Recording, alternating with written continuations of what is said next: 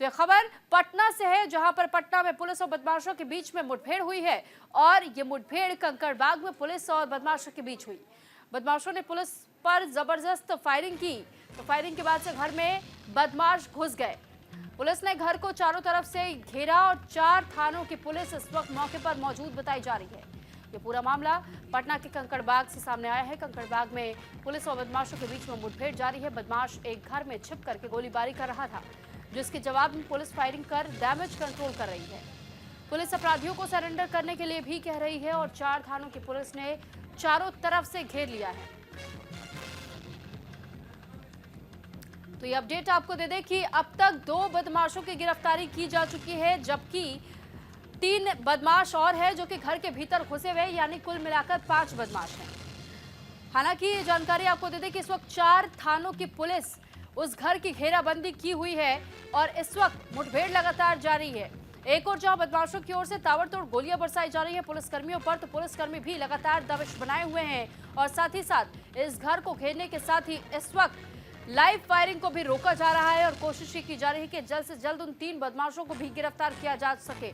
अब तक 2 की गिरफ्तारी हो चुकी है। कुल मिलाकर 5 बदमाश, खिड़की दरवाजे तक बंद कर दिए गए हैं और आस पड़ोस में भी हर घर के लोगों से ये कहा गया है कि अपने घरों से ना तो वो बाहर निकले और अगर आसपास के इलाकों में हैं तो वो कोशिश करें कि कुछ देर तक के लिए अपने अपने घर खाली कर दें। इस पे ज्यादा जानकारी के साथ राजीव मोहन फोन लाइन पर हमारे साथ जुड़ चुके हैं। राजीव, 3 बदमाश अभी भी घर के भीतर मौजूद है ऐसा बताया जा रहा है, 2 की गिरफ्तारी हुई है। ये कुल कितने बदमाश यहाँ पहुंचे हुए थे और किस इरादे से? देखिए, जिस वक्त फायरिंग हुई है और जो प्रत्यक्षदर्शी है और उनके मुताबिक देखिए तो ये पहले ही तय हो गया था कि 2 से ज्यादा बदमाश जो है फायरिंग करने में शामिल है। और जैसा कि जानकारी मिल रही है कि 2 बदमाशों की गिरफ्तारी हुई है, जबकि अब 3-4 बदमाश अभी भी जो है घर में छिपे हुए हैं। ये इलाका जो है कंकड़बाग का पीसी कॉलोनी है, राम लखन पथ इसे कहते हैं। और ये जहाँ पर ये घटना को अंजाम अपराधियों में दिया है वो कह सकते हैं कि एक बहुत ही कंजस्टेड इलाका है और यहाँ जो है आबादी, घनी आबादी है और उसमें ये फायरिंग की गई है। इसलिए जो ऑपरेशन पुलिस की ओर से चलाया जा रहा है उसमें काफी एहतियात बरता भी जा रहा है और पुलिस की कोशिश है कि जितने भी बदमाश हैं उनकी जो गिरफ्तारी की जाए। और इसके लिए जो है वहाँ के लोगों को अवेयर किया जा रहा है, जो आसपास के लोग हैं उन्हें सावधान किया गया है कि आप किसी तरह से जो है घर से बाहर नहीं निकले, खिड़की दरवाजे को बंद करके रखें और जब तक ऑपरेशन चल रहा है तब तक पुलिस का सहयोग करें। तो इस तरह से यहाँ पूरा ऑपरेशन चल रहा है और पुलिस की कोशिश है कि सभी बदमाश पकड़े जाए। लेकिन खास बात यह है कि अभी तक इस बात की जानकारी नहीं मिली है कि बदमाश किस मकसद से यहाँ आए थे और क्यों फायरिंग की गई है। लेकिन ये बात जरूर है कि दिन दहाड़े जो है पटना में इस तरह की जो राजधानी है, बिहार स्टेट की राजधानी है, वहाँ दिन दहाड़े जो है अपराधी फायरिंग करते हैं। ये निश्चित तौर पर कह सकते हैं कि प्रशासन के लिए बड़ी चुनौती है। हालांकि अब चूंकि इनकी घेराबंदी की गई है तो ऐसी संभावना है कि जितने भी अपराधी हैं वो गिरफ्तार होंगे। उसके बाद ये पता चल सकेगा कि आखिर ये जो अपराधी हैं ये कहाँ से आए थे, कौन लोग हैं, क्या मकसद था इनका। लेकिन ये स्पष्ट है कि जिस प्रकार से अपराधियों का मनोबल बढ़ा हुआ है ये बड़ा ही गंभीर है और ये कह सकते हैं इससे आम आदमी को बहुत ही खतरा है। जिस प्रकार से अपराधियों ने फायरिंग की है, अगर जिस प्रकार से फायरिंग हुई है, अगर किसी को आसपास के लोगों को लगता तो कोई ना कोई अनहोनी होती। तो खैर गनीमत यह है कि जो फायरिंग हुई है उसमें किसी को चोटिल होने की बात सामने नहीं आ रही है। लेकिन जो अपराधी हैं उनका मकसद क्या है ये बहुत ही महत्वपूर्ण है और जब इनकी गिरफ्तारी होगी तो इससे पता चलेगा। फिलहाल जो है पुलिस चारों तरफ से इनको घेर रखी है, लोगों को सावधान किया गया है और ऑपरेशन लगातार चल रहा है। अपराधियों के पास आप देखिए सबसे खतरा यह है कि राजीव साथ ही आपसे ये भी जानना हम चाहेंगे कि अभी और इस ऑपरेशन को अंजाम देने में कितना समय लग सकता है? अब देखिए, अब इस पे घटना में चूंकि पुलिस अब तो जब तक अपराधी गिरफ्तार नहीं होते हैं, पुलिस हत्या नहीं करते हैं, तब तक पुलिस जो है ऑपरेशन चलाएगी।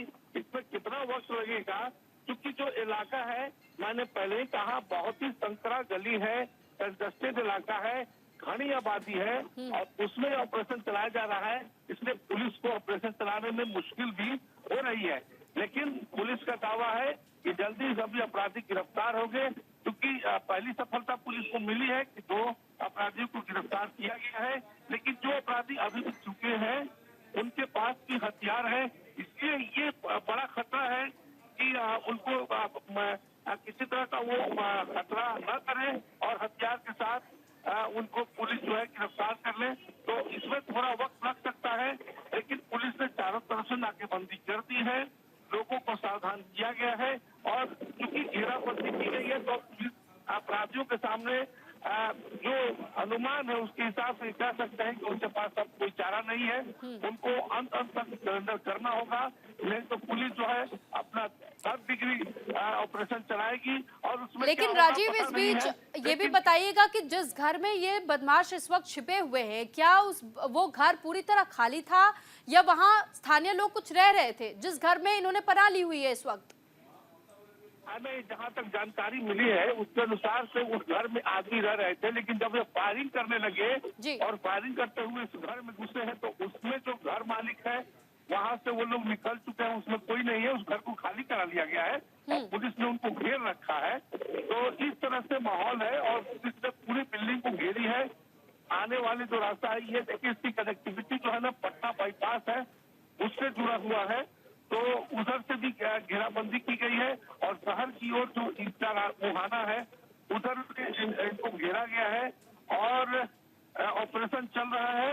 उम्मीद है कि जल्दी ही जो है अपराधी सरेंडर कर सकते हैं, उनकी गिरफ्तारी होगी, उसके बाद ये खुलासा हो सकेगा कि अपराधी यहाँ किस मकसद से पहुंचे थे। जी ठीक है, लेकिन यहाँ पर क्या एसटीएफ के भी इस वक्त क्या कुछ ऑफिसर्स मौजूद हैं? क्योंकि हम पुलिस कर्मियों को तो देख पा रहे हैं, लेकिन अलग यूनिफॉर्म में भी इस वक्त अधिकारियों को हम देख पा रहे हैं तस्वीरों में। तो एसटीएफ और पुलिस की ये मिली जुली संयुक्त कार्रवाई है? हाँ जी बिल्कुल। देखिए, जब बड़ी घटना है तो क्योंकि अगर पुलिस को कोई ऑपरेशन चलाना पड़ेगा, क्योंकि ये मामला मुठभेड़ का है, तो पुलिस ये कोशिश करती है कि जो अपराधी है उनको जिंदा पकड़ा जाए, लेकिन अगर जरूरत पड़ी तो पुलिस जो है आगे की कार्रवाई करेगी। इसीलिए एक्सपर्ट पुलिस को वहाँ बुलाया गया है और जो अधिकारी है वो भी डीएसपी स्तर के अधिकारी भी वहाँ पहुंचे हैं और पूरी रणनीति बन के वहाँ जो है अपराधियों को पकड़ने की को लेकर घेराबंदी की गई है और उनसे अपील की जा रही है कुछ जल्दी से जल्द जो है सरेंडर कर दे। यदि सरेंडर नहीं करते हैं तो पुलिस अपना अगला स्टेप लेगी और हो सकता है कि पुलिस जो है अपराधियों पर फायरिंग करे, गोली चले और दोनों तरफ से गोली चलेगी। उसके बाद क्या नतीजा होगा वो देखने वाली बात होगी, लेकिन फिलहाल राजीव, क्या पुलिस कर्मियों की ओर से एक कोशिश है कि एनकाउंटर होने से पहले उन्हें एक मौका दिया जाए कि वो सरेंडर कर दे खुद से, और अगर सरेंडर उनकी ओर से किया जाता है तो सिर्फ गिरफ्तारी होगी, फायरिंग नहीं होगी? निश्चित तौर पर यही प्रयास लगातार चल रहा है कि किसी तरह से अपराधियों को इस बात के लिए बनाया जाए, दबाव बनाया जाए कि वो जो है अपराधी जो है उनका इनकाउंटर हो, उनको गिरफ्तार कर लिया जाए। लेकिन अब अपराधी को